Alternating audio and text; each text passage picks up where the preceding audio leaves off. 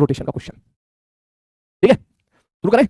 मुझे याद है मैं जब एज ए स्टूडेंट था तो जो है मेरे एक सर थे, तो वो उनके पास ये क्वेश्चन था, तो उसका आंसर बड़ा ही कॉम्प्लिकेटेड आंसर दिया हुआ था, शायद आंसर गलत था प्रिंटिंग में। ठीक है, तो सर ने मुझे बोला, मेरे को दिया था, मैंने सर मेरा सवाल देखना है कैसा, इसका आंसर क्या है, तुम्हारा आंसर क्या है। ठीक है, तो वो क्वेश्चन जो था वो सर कहीं भेज रहे थे उसको, किसी अच्छे बैच में भेज रहे थे, तो वो आंसर कोई मैच नहीं कर रहा था 4 ऑप्शन में से, तो मुझे दिया था, मुझे याद है अभी। तो मैंने बड़े मजे से किया था उसको, और वो क्वेश्चन सॉल्व हो गया था आसानी से, 3 से 4 मिनट में 4 मिनट में क्वेश्चन सॉल्व हो गया था। ठीक है, तो वो क्वेश्चन मैं तेरे को दे रहा हूँ। ठीक है, इस क्वेश्चन को करना मजा आएगा, लेकिन मैं तुम्हें डेटा के साथ दे रहा हूँ। मुझे जो क्वेश्चन सर ने दिया था उसमें ऐसे दिया था, मास m है, लेंथ l है, एंगल थीटा है। ठीक है, मतलब वैल्यूज नहीं थी, मैं तेरे को वैल्यूज के साथ वो क्वेश्चन दे रहा हूँ। ठीक है, बहुत प्यारा सवाल है। ठीक है, मेरी बहुत इसलिए मेरी मेमोरी भी जुड़ी है सवाल से। मुझे जब आंसर मैच किया था ना, मेरा बड़ा खतरनाक आंसर आता है इसका, वैसे बहुत खतरनाक आंसर मैच, बड़ा खुश हुआ था मेरा भाई, मैच हो गया आंसर। ठीक, तो अब ये करके देखेगा, ये क्वेश्चन मैं आपको दे रहा हूं। क्वेश्चन ये है कि यहां से एक रॉड को छोड़ दिया ऐसे। ठीक है, इस रॉड को यहां से छोड़ दिया है, h हाइट से छोड़ा है, और h हाइट ये है। ठीक है, ये वाली हाइट जो है तुम्हारी कितनी है मेरे भाई, h हाइट है। ठीक है सर जी, ओके। वर्टिकल के साथ जो एंगल है वो एंगल है थीटा। वर्टिकल के साथ जो एंगल है, ये एंगल क्या है मेरा, थीटा है। ये एंगल क्या है मेरे भाई, ये थीटा है।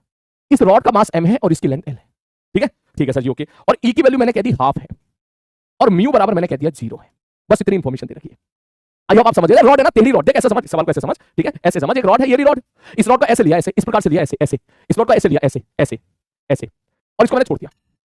ये रॉड नीचे गई, नीचे जाके जमीन से टकराई। ठीक है, और जमीन से टकराने के बाद मैंने इसमें पूछ लिया था कि find the maximum height attain by the centre of mass. बस केवल इतना सवाल है। ठीक है, find maximum height attain bye centre of mass. ठीक है, आराम से इस क्वेश्चन को ट्राई कीजिएगा। ठीक है, ये चीज है। और अगला ये भी निकालना, find impulse imparted by, impulse imparted by ground.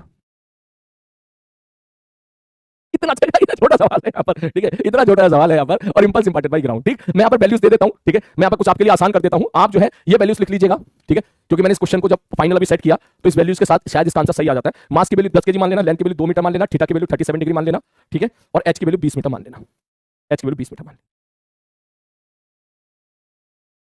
ठीक है बेटा, मजा आएगा इस सॉल्व करने में। और yes, it is purely advance question, mains तो ये सब नहीं पूछेगा। और तू देखा एडवांस का क्वेश्चन इससे ही आसान है। इसमें तो इसमें बहुत मजा आएगा। ये जमीन पर टकराएगा, जमीन पर टकराएगा, जमीन से इंपल्स लगेगा, फिर एंगुलर इंपल्स आएगा, उसको घुमाएगा, बड़ी मजा आएगा सवाल को करने में। ठीक है, तो ये तुम्हारा होमवर्क है, आप इस क्वेश्चन को जरूर लिखिएगा। Very very important question, very very important question. ठीक है, चला, आज की क्लास में यहीं पे छोड़ी। आई होप आपको मजा आया होगा। ठीक है, एसएचएम में अब आगे चलेंगे, आगे और मजा आएगा एसएचएम में। ठीक है, धीरे धीरे थोड़ा थोड़ा डोज में तुझे दे रहा हूं एसएचएम का, ऐसे बस इसको कैच करते रहे, ऐसे इसको समझते रहे। मिलते हैं कल की क्लास में, सब लोग अपना ध्यान रखिएगा। कोई hint, no hint, no hint, अब आपको ट्राई करना। ठीक है, अब आपको ये सवाल का वो आंसर नहीं है जो तू सोच रहा है कि सब तुरंत पहले शादी हो जाएगी।